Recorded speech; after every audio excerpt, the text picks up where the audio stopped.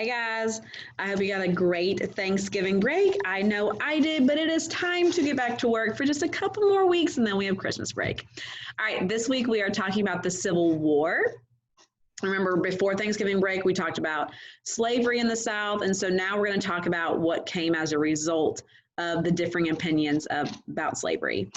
All right, so Lincoln was elected president, and then South Carolina fired the first shots. So one of the main reasons that the Civil War even began was because of President Lincoln being elected in 1860. The South was really mad because they knew that President Lincoln did not like slavery. Well, what did the South like? Right, they liked slavery because it helped them run all their farms, which was their main source of income for a majority of the South. So who was this president? Of course, it was Abraham Lincoln. We all know that Abraham Lincoln actually abolished slavery. So of course, the South was not going to be happy with his election. About a month after the election, South Carolina became the first state to secede from the Union. We talked about that right before Thanksgiving. South Carolina said, deuces, I am not going to be a part of this Union anymore. We're going to form our own little America down here. A few months later, the Southern Army fired their cannons at Fort Sumter in South Carolina. And as we talked about right before Thanksgiving, those were the first shots of the Civil War was at Fort Sumter. Lincoln was not happy because the United States government owned Fort Sumter. So that was like attacking your own country, essentially. After that, President Lincoln declared war on the Confederate States of America, which is what the South called themselves when they seceded from the Union. Which, why wouldn't you declare war? Your people were bombing and firing at their own land, essentially. So what is a civil war anyway?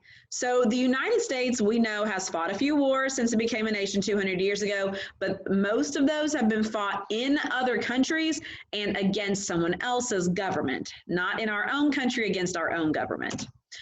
Those wars like World War I, World War II, the Korean War, the Afghanistan, Vietnam, and Iraq, we could go on and on and on, okay? But all of those have been fought somewhere else for the most part, or against other governments. The Civil War was very different. The Civil War is a war that is between people in the same country.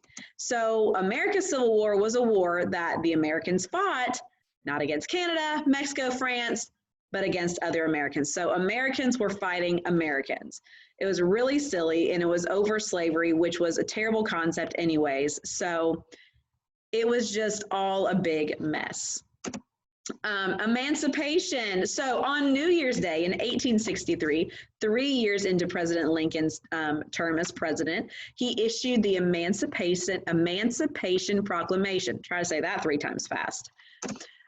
What is that exactly? Well, to be emancipated means you are free from slavery. So basically, he granted the slaves freedom. However, Lincoln's proclamation did free the slaves on paper, but the real chains of slavery were broken on the bloodiest battles in America's history. So even though on paper he said, hey, slaves are freed, no more slavery, didn't actually get solved until they fought a bunch of battles in the Civil War. So unfortunately, things are not as always cut and dry and easy as we would like them to be.